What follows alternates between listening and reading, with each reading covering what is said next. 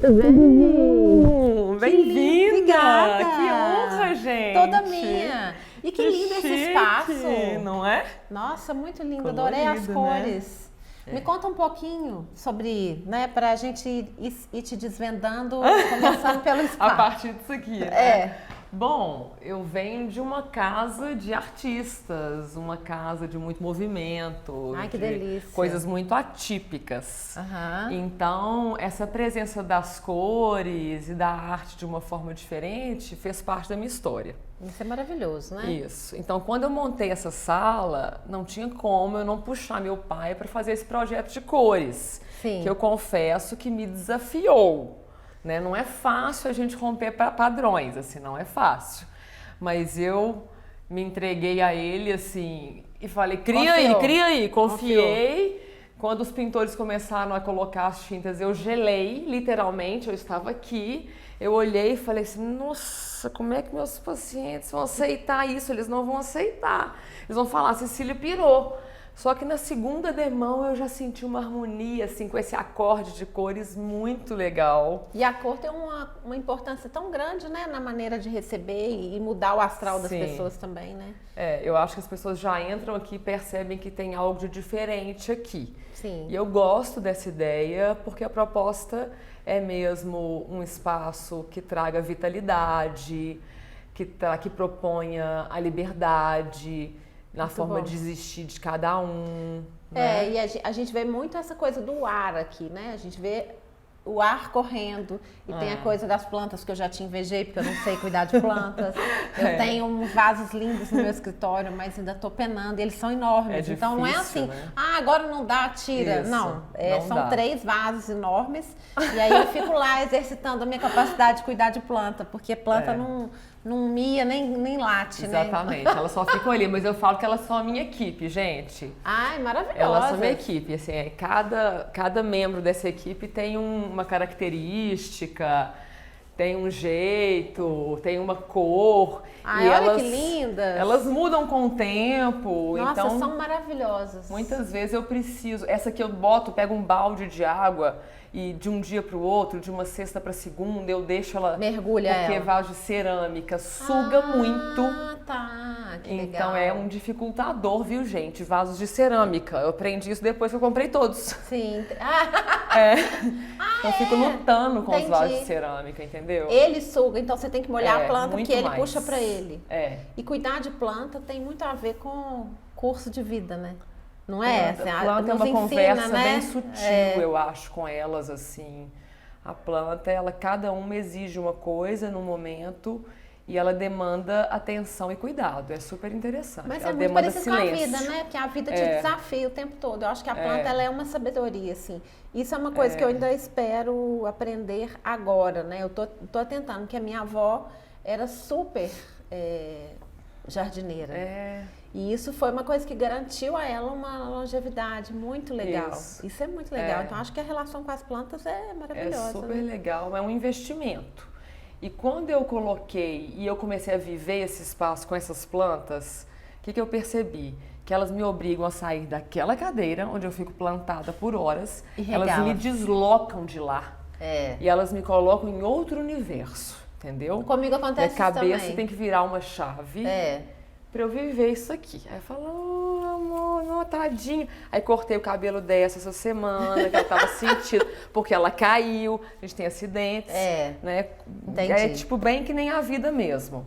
Essa é maravilhosa, porque essa aqui ela é mais impávida, né? Assim, tipo, não, essa eu sou forte, sou resiliente, Isso. não é qualquer Suculenta, coisa né? que vai me derrubar. Suculentas, amo Suculentas suculentas. elas são Essa mais capacidade resistentes. que elas têm de sobreviver a uma pessoa que não cuida de plantas como É eu. um ambiente mais desértico, né? Ela precisa de terra mais seca, mas são maravilhosas, sou muito fã. Eu também adoro. Sou muito fã de adoro. suculenta. Mas então, aí a gente tá aqui nesse ambiente, você mexe com o quê? Eu sou terapeuta ocupacional há 20 anos. O que é terapia ocupacional, né, gente? Essa Isso profissão aí é uma coisa que a gente precisa muito explicar muitas precisa vezes, muito né? explicar. Que a pessoa fala assim, que legal! E ela não tem coragem de perguntar, mas o que o terapeuta ocupacional faz? Isso, né? mas isso para mim é tranquilo hoje demais, porque não tem problema. A gente não precisa que o mundo inteiro entenda o que a gente faz. Claro. A gente precisa que algumas pessoas entendam e Pelo venham. menos você, né? E sejam parceiros, exatamente. É. Então, assim, a terapia ocupacional conecta pessoas com as atividades concretas que elas precisam fazer ou querem fazer. Partindo-se do pressuposto que todo mundo tem necessidade de ação, de movimento, de atividade, de ocupação. Sim. Daí o termo ocupação da profissão mesmo. Da profissão. É, E quem procura um terapeuta ocupacional? Pessoas de todas as idades, em todos os momentos da vida, porque aí você tem as áreas de atuação, como em qualquer profissão da área da saúde. Sim. Mas que no meu caso, assim, pessoas que estão com questões no mundo do trabalho, muitas vezes, ou no projeto de vida, na relação com a vida, no sentido de não se sentirem satisfeitas com o que vivem hoje, com esse arranjo de atividades que compõem a vida delas, que preenche o tempo delas. E aí elas chegam para mim em busca ou de uma transição de carreira, ou com necessidade de preparação para aposentadoria. Sim. Ou precisando de um projeto de vida para longevidade, por exemplo. Que é uma coisa cada vez mais necessária, porque as pessoas estão vivendo mais, né? Exatamente. Mas eu acredito, vou fazer essa pergunta porque é uma questão que tem vindo muito para mim. A gente não anda precisando de um terapeuta desocupacional? Demais. E aí também a sua Totalmente. função é Total. colocar essa coisa do descanso, do ócio, dos períodos de pausa na vida das pessoas. Silêncios. Porque a gente está vivendo parece que é uma epidemia de ocupação. Exatamente, a palavra que eu ia falar. Isso é seríssimo. A referência que eu amei de ler, de me deparar com ela nos últimos tempinhos foi o Sociedade do Cansaço. Sim, eu tô com ele lá na minha lista. Nossa, mas ele é um isso bateu livro muito forte. Ele é complicado de ele ler, é mais né? dificinho. Você tem que ultrapassar uns portais, assim, no começo. Exatamente, mas é exatamente isso que você falou. Um projeto de vida sempre precisa contemplar o tempo livre, o ócio, eu não tenho plano para agora. Exato. Eu vou ficar solta e eu não tenho desempenho nenhum a cumprir. Porque, em geral, por 24 horas tem um jeito certinho de fazer as coisas.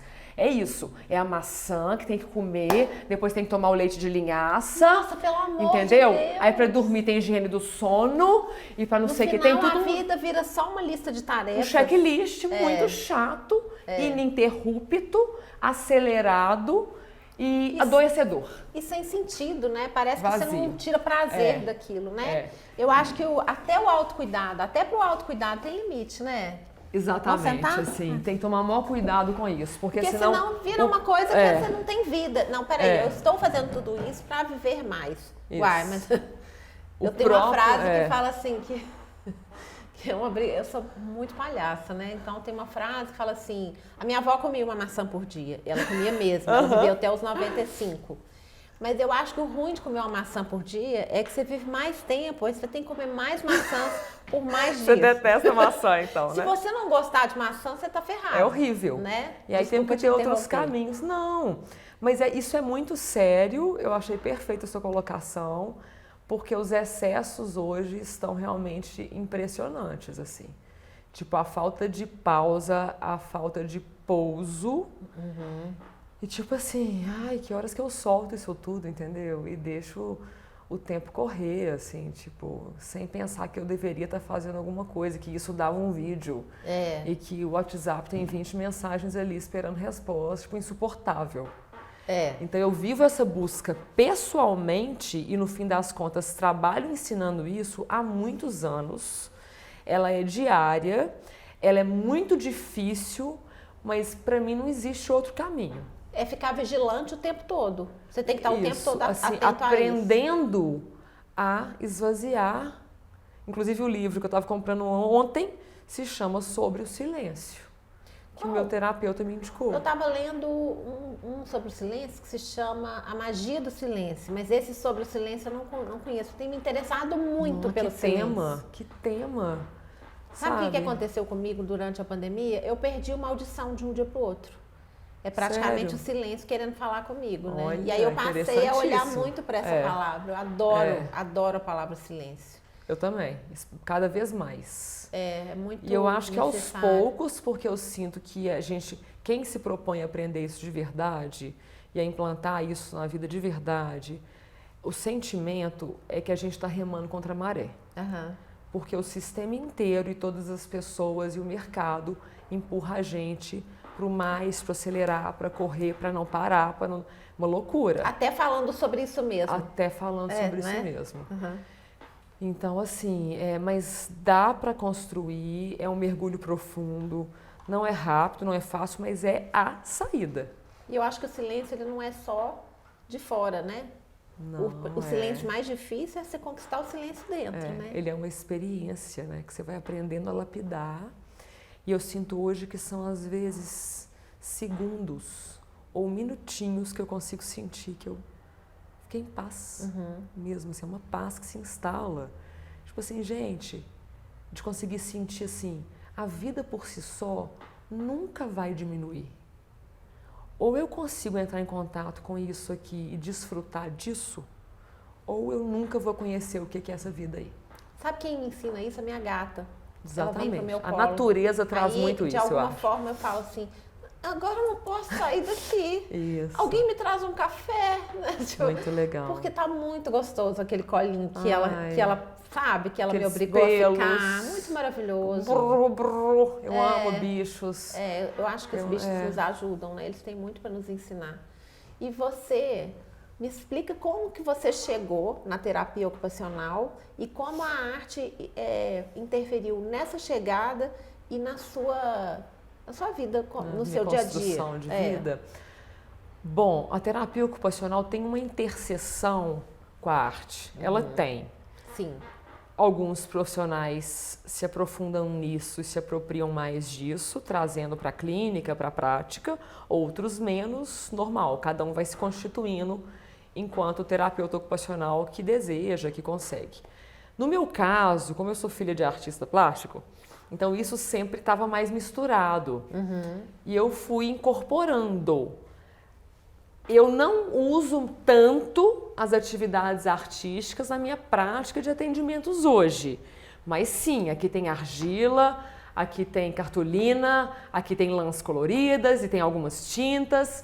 E a gente, muitas vezes nos atendimentos, eu danço com os pacientes, com os clientes, a gente pinta o corpo com guache. É isso, eu me sinto livre para usar o recurso que eu entender que faz sentido para aquele momento, para aquela pessoa ou para aquele grupo.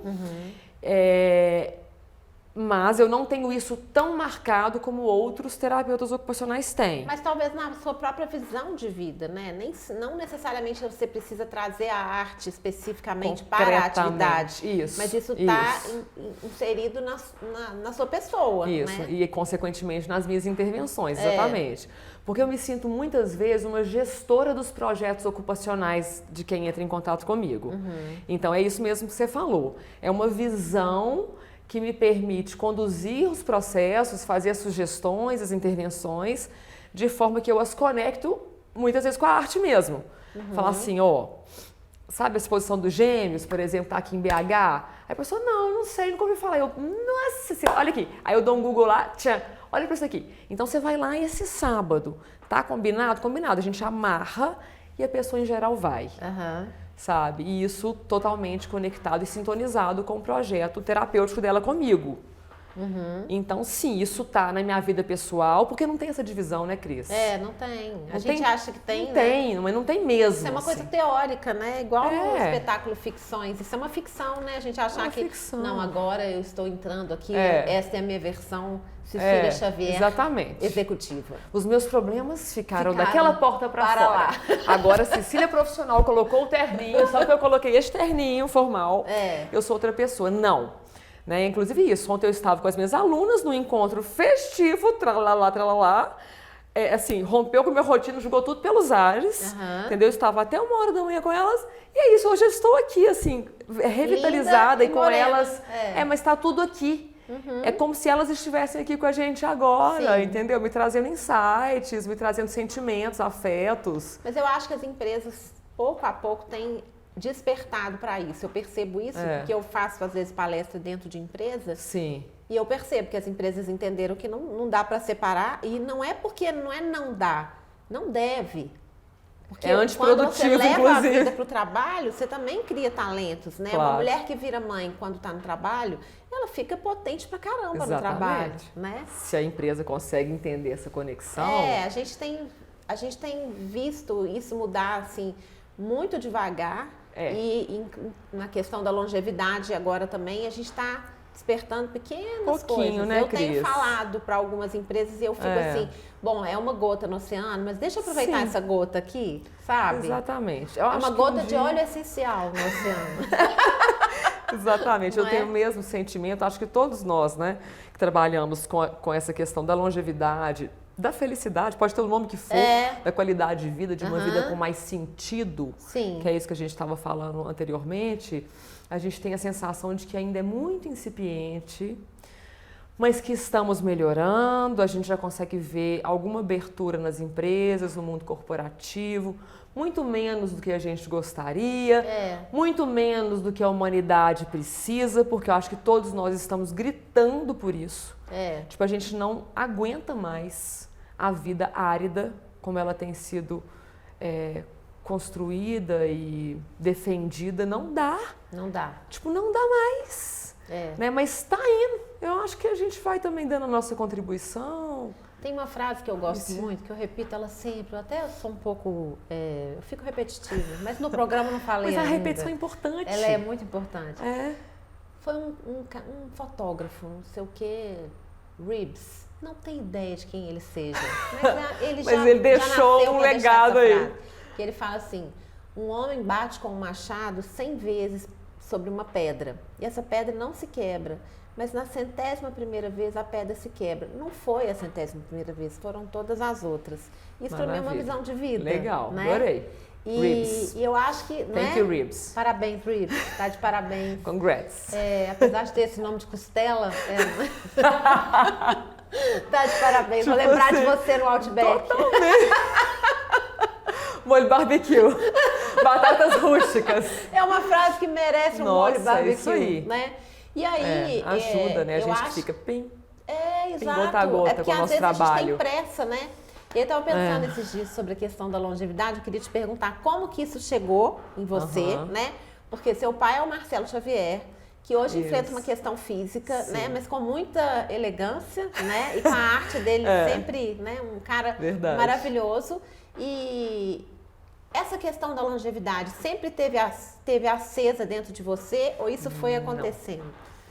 Bom, nos 20 anos como terapeuta ocupacional, mais ou menos ali no início da segunda década, eu vislumbrei uma transição de carreira, porque eu trabalhei por 12, 15 anos num hospital psiquiátrico público, Galba Veloso. Não, deve ser muito pesado. Que eu amava, mas é isso, né? Serviço público, Brasil difícil. E isso foi me desgastando e eu precisava vislumbrar outros horizontes. E eu queria fazer mestrado, então quando eu tive que escolher o que estudar, eu escolhi estudar aposentadoria.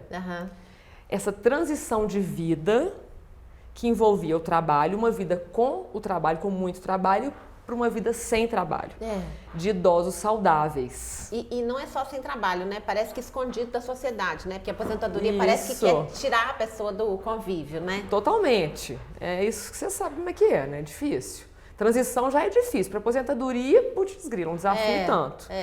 E aí, sem saber, eu estava escolhendo entrar num campo que na terapia ocupacional eu desconhecia e ainda desconheço, mas que foi abrindo uma atuação minha na promoção de saúde, que eu não fui deixando de trabalhar com pessoas com patologias instaladas e mais graves.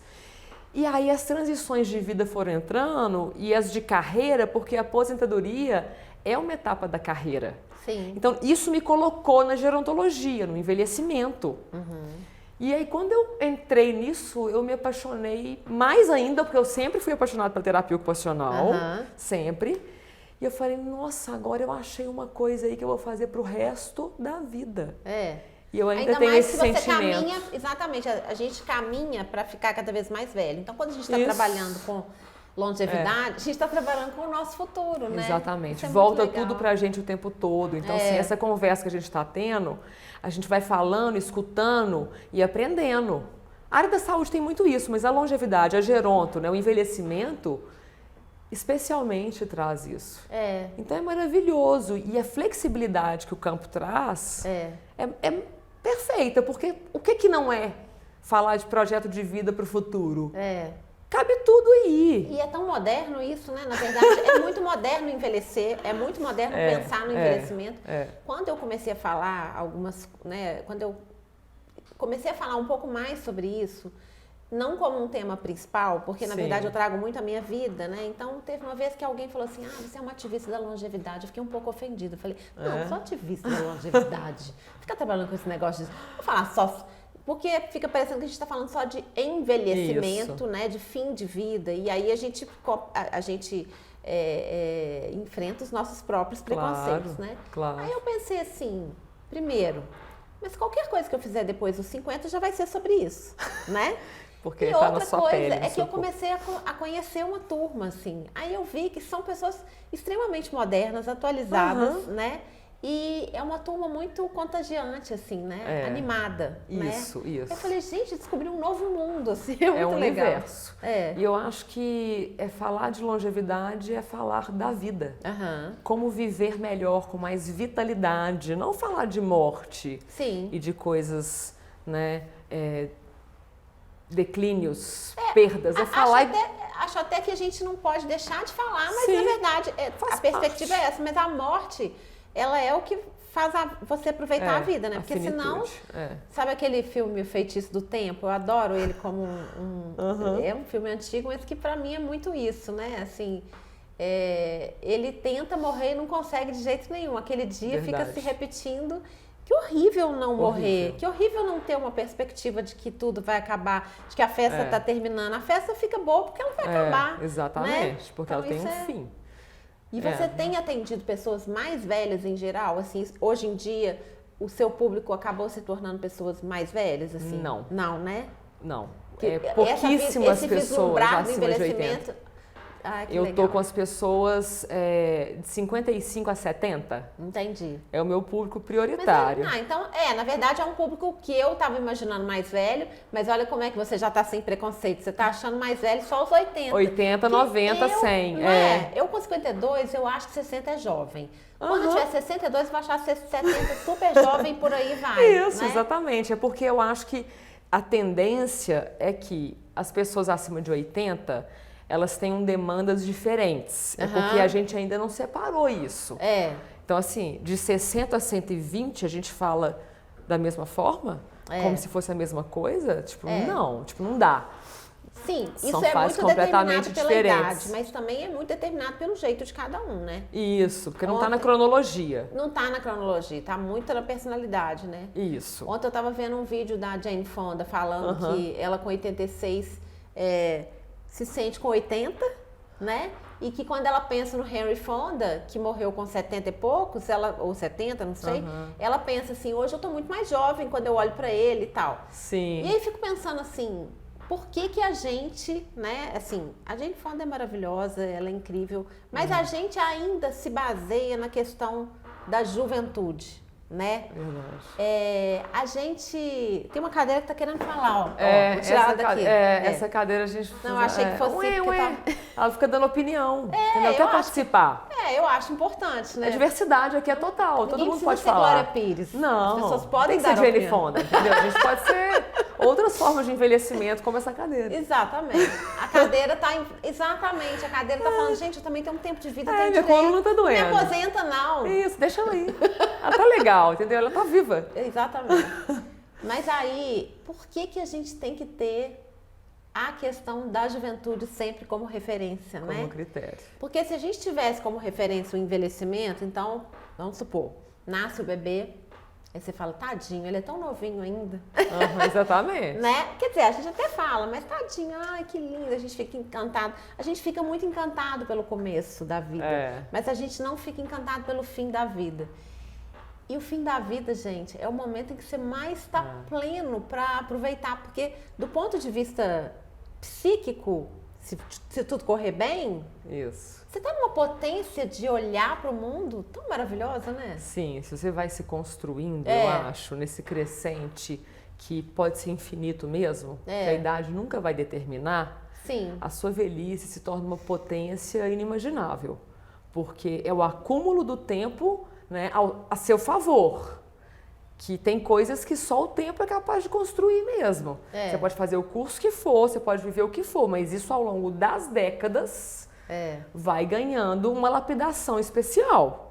Se você fizer esse movimento. Porque é igual também... botar uma semente de molho, né? Não adianta colocar só 10 minutos. Só são 6 horas, tem que ser 6 horas, né? Então, isso que você falou, existe a beleza de uma explosão de uma flor, mas existe a beleza dos troncos.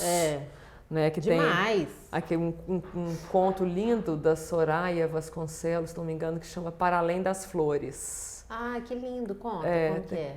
Ela fala disso, que com a maturidade, ela começou a enxergar os troncos das árvores, aqui em BH, inclusive. Assim, e a beleza disso, eles contorcidos, rompendo os asfaltos, sabe? E permanentes e sólidos. E olha para essas curvas, olha para esse tempo instalado aqui. Né? E a gente vai passando e a gente não tem olhos para os troncos. As flores só que encantam. Mas que ela começou a observar isso e a se encantar com outros elementos que o tempo constrói. Maravilhoso. A sua fala me lembrou 2 coisas que eu vou ter que falar agora. Uma é uma fala do Osho, sobre as flores, que eu sempre trago como uma metáfora do envelhecimento, que é linda, que ele fala assim: não seja uma semente, porque ser uma semente é muito fácil, você fica ali coberto por uma casca, você não, né? Você está ali para germinar, você está com potência, mas não desenvolve a sua potência. Quando você deixa de ser semente, você quebrou a casca, você virou caule, né? Você enfrentou uma série de perigos até você dar uma flor, né? E a flor é o auge da beleza e o auge da vulnerabilidade. E o que é o envelhecimento? Né? É isso. A gente caminha para essa vulnerabilidade. Então, essa metáfora do Osho, ela ficou em mim e eu imediatamente eu pensei muito no envelhecimento, porque eu não acho que ele estava falando disso, eu acho que ele estava falando de algo muito mais profundo, né? E aí eu lembrei de uma outra coisa, quando você estava falando dos troncos, tem um livro maravilhoso do Shel Silverstein, que está ali, tem até um livro ali do Shel Silverstein que está ali, que é a parte que faltava, mas para mim o livro mais bonito dele chama-se A Árvore Generosa. Eu tenho lá em casa, eu dei pro meu filho. Você de chorar. Quando eu li aquele livro com o Francisco, ele tinha 7 anos. Ele começou a chorar. Aí quando eu vi, tava mãe e filho chorando. Exatamente. Porque é uma metáfora da vida, do envelhecimento, né? E o que é? Às vezes, não, então pode cortar. Não, você precisa de um barco, então beleza. E fica ali só o tronco, né? Nossa, O que são as nossas raízes, né? É muito profundo aquele livro. É maravilhoso. Aquele livro é de cortar o coração. É de as lágrimas transbordam, né? E eu acho que a vida pede essa nossa expansão mesmo na relação com ela, para que o envelhecimento não seja um momento desértico, para que o envelhecimento possa ter vitalidade. Eu acho que é isso. Os declínios, as perdas, principalmente físicas, são inevitáveis, eles vão acontecer. E a saída para isso é essa expansão na relação com a vida, que nunca vai nos ser impedida por ninguém nem por nada se a gente souber acessá-la dessa forma que a gente está falando. E tem a ver com querer aprender, né? Abertura, se colocar na posição de aprendiz, né? Demais. A minha avó, essa vovó Juju, que morreu com 95, ela tinha uma sede de aprendizado até os 95. Exato. Então isso é maravilhoso. Morreu viva, né? Morreu viva. Estava muito viva quando morreu. Isso. Né? Quando as pessoas falam assim, ai, que pena, mamãe tinha viagem marcada para semana que vem. Que ótimo. Faleceu. Não morreu com projeto? Que beleza! A gente tem que comemorar. Morreu com projeto. Não ficou o livro para lançar? Nossa, que legal! Que coisa maravilhosa, Deixou esse legado. A gente acabou o primeiro bloco. Daqui a pouco a gente volta, né? Esse é o primeiro bloco, tá, gente? Muito bom. Obrigada. Eu que agradeço.